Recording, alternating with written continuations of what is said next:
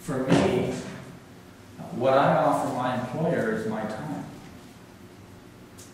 That's what I provide. I provide my time to do the labor that they require.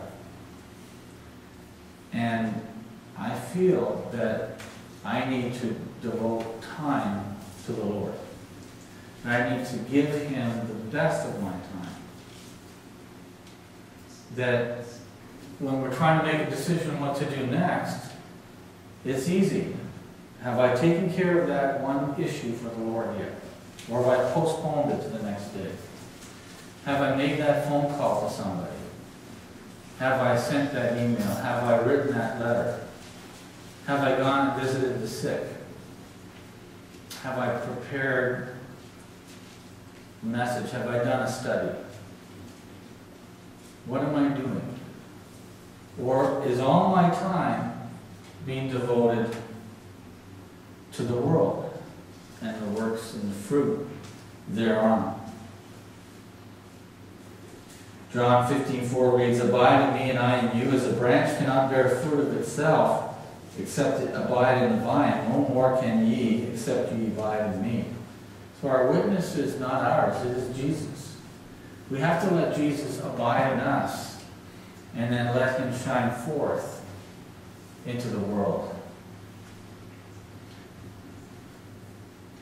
And it reads in 15:8, "Herein is my Father glorified, that ye bear much fruit, so ye shall be my disciples." How do we glorify God? By bearing fruit. We have to be His laborers. He's appointed us for that very purpose. We cannot be bearing fruit. We cannot be bearing fruit by being busy with worldly things all the time. And we all fall into that trap. This is not a question of judgment. It is a question of discipline. It is a question of prioritizing. And so this is being spoken of as simply an encouragement that we can do more. The Lord is our provider.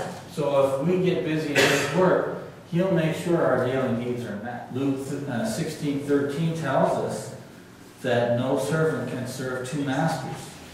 For either he will hate the one and love the other, or else he will hold to the one and despise the other. You cannot serve God and mammon. So if we're serving the world, we're not serving God. And if we're serving God, we're not worried about the world.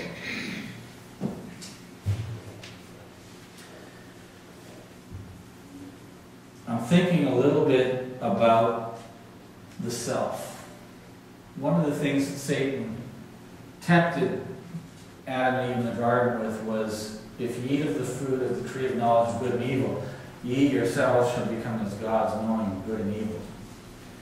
Well, he's been preaching and teaching this self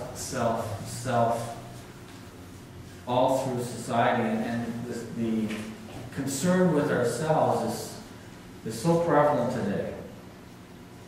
It's the only thing most of the world is interested in: glamour, ego, wealth, achievement, accomplishment, goal setting, all these things about the self. And so as we become inwardly focused, we forget to be outwardly focused. But as laborers in the field of God, we need to become outwardly focused. We shouldn't worry about our trials. We shouldn't worry about our tribulations. We shouldn't worry about our illnesses. We shouldn't worry about our weaknesses, because that's all focusing on me. We shouldn't worry about our brothers, our sisters, our fathers, our mothers, our friends.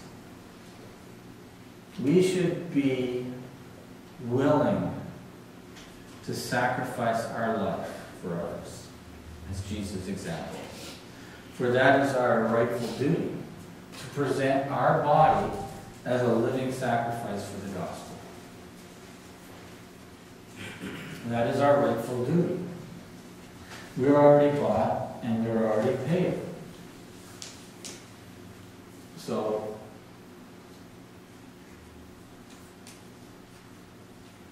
what does it mean to sacrifice? It means to put others in front and as more important than ourselves.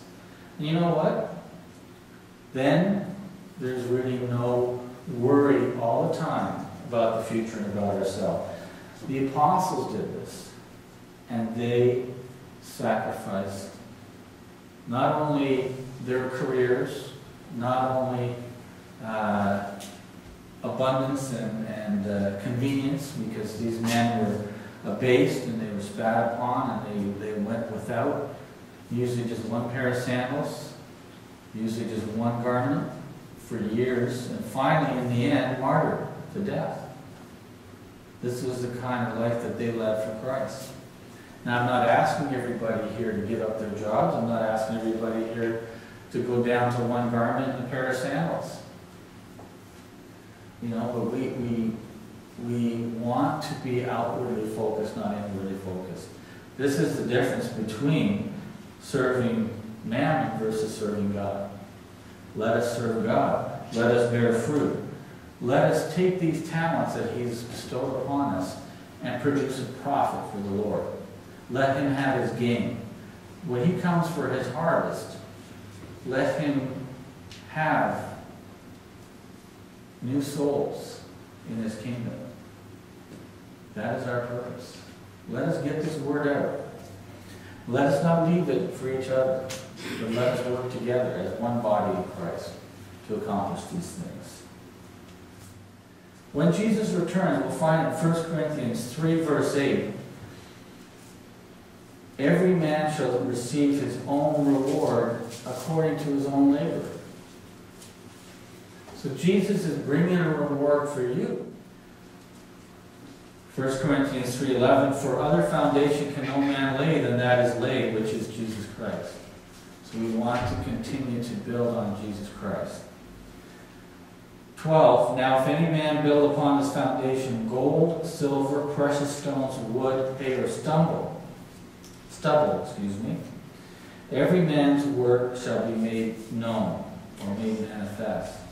For the day shall declare it, because it shall be revealed by fire, and the fire shall try every man's work of what sort it is. So everything we've done for the Lord will be tested by fire. Trial, tribulation, and on that day of His return, our works will be revealed by fire. And if our works are using good materials, as in gold, all we'll do is burn off the impurities. Same with silver or bronze. If our works are made of stone, they will stand the test of fire. If our works are done in wood, they will be consumed. Maybe burned for a while, but they will be consumed. If our works are done of hay or stubble, definitely they will be consumed. Yet, we still put forth the effort. It's better to build with good materials. It's better to build on good works. But whatever you do your best. Put your best effort out. It goes on to read, if any man's work abide, this is verse 14, which he hath built thereupon, he shall receive a reward. So if your work abides, if your work stands, Jesus brings a reward for you. If any man's work shall be burned, he shall suffer loss, but he himself shall be saved, yet so is by fire. So if your work doesn't measure up in terms of the materials, they will be tested, they will be burned, you will be tried, but you will be saved because you've made this effort. So at least let's secure our salvation. But better than that, let's secure our salvation with a reward. Because Jesus has a purpose for you in His new kingdom. He intends to make you part of the government. He needs you to go out and take His word unto the ends of the earth.